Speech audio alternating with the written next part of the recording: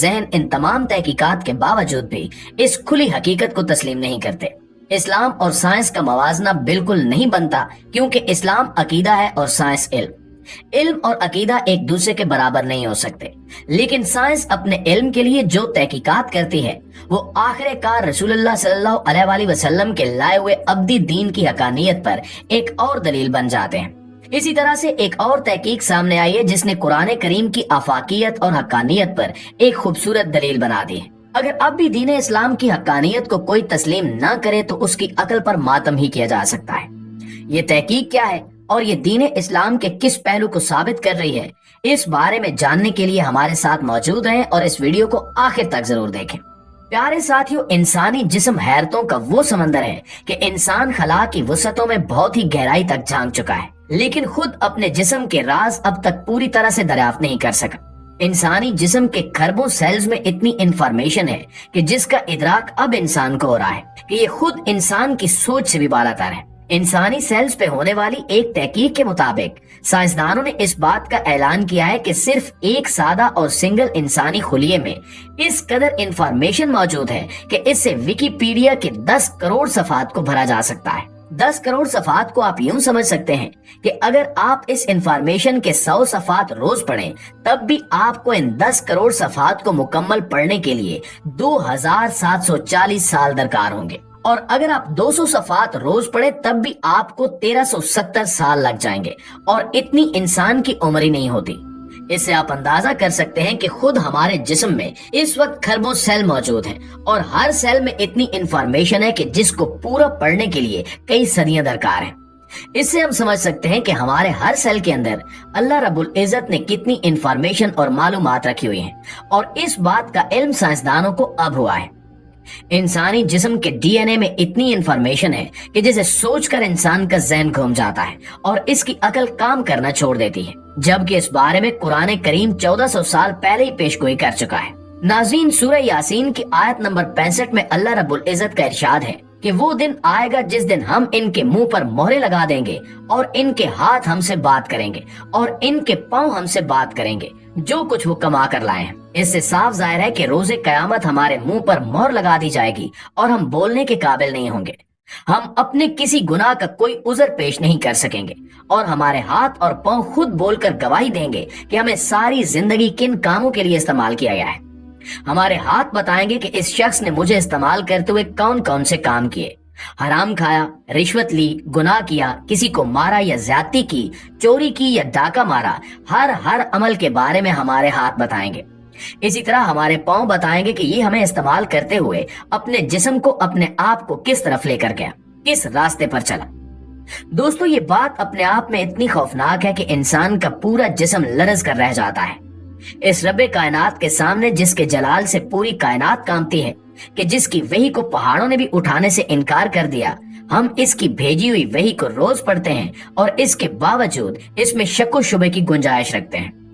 دوسری طرف ہمارا اپنا علم، جو دراصل ہمیں اللہ رب العزت نے عطا فرمایا ہے، اس کو استعمال کرتے ہوئے ہماری اپنی تحقیق ہی ہمیں بتا رہی ہے کہ ہاں، ایسا ممکن ہے۔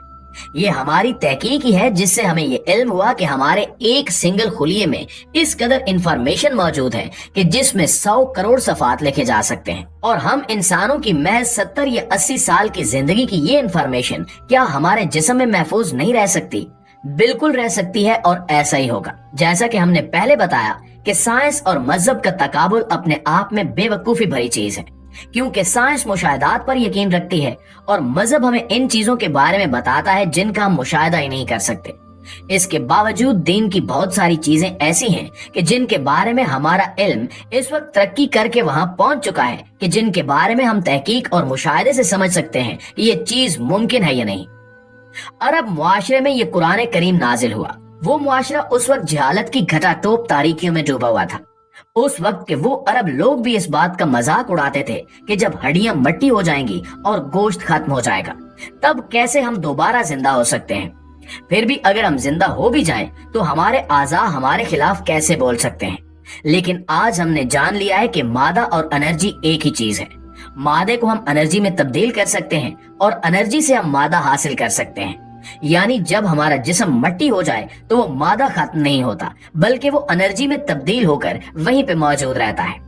जब हम इंसानों के पास ये महदूद सी टेक्नोलॉजी आ सकती है कि वो मादे को एनर्जी में और एनर्जी को मादे में तब्दील कर सके, तो क्या अल्लाह रब्बुल इज्जत जिसने ये सारी कायनात बनाई वो हमारी हड्डियों को दोबारा पैदा नहीं कर सकता? बिल्कुल कर सकता है, और ऐसा ही होगा। अब जबकि हम जान चुके हैं कि महज हमारे एक सिंगल सेल में इतनी इंफॉर्मेशन है कि जिसे जांचने के लिए हमें सदियां दरकार होंगी, तो क्या हमारा अल्लाह हमारी पूरी जिंदगी की दास्तान हमारे ही आज़ा से, हमारे ही जिस्मानी सेल से नहीं सुन सकता? बिल्कुल सुन सकता है।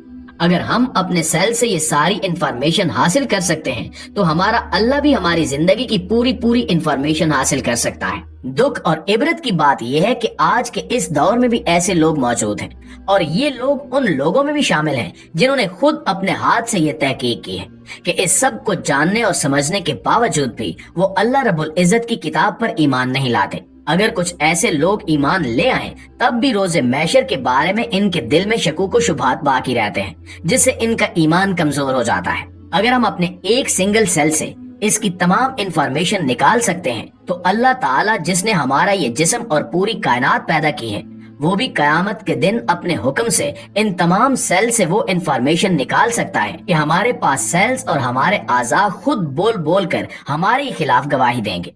किसी चीज का इल्म होना और फिर उसका साबित हो जाना हम पे बहुत ही बड़ी जिम्मेदारी आयद करता है।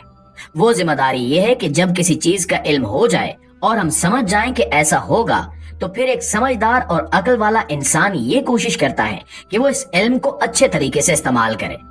अब इस इल्म को अच्छे तरीके से इस्तेमाल करने का तरीका ये है कि हम ऐसे आमाल करें कि कयामत वाले दिन हमारे हाथों और पांव की गवाही में से हमारी नेकियों की गवाही के सिवा कुछ न निकले और हमारे गुनाहों की गवाही इनमें मौजूद ही ना हो।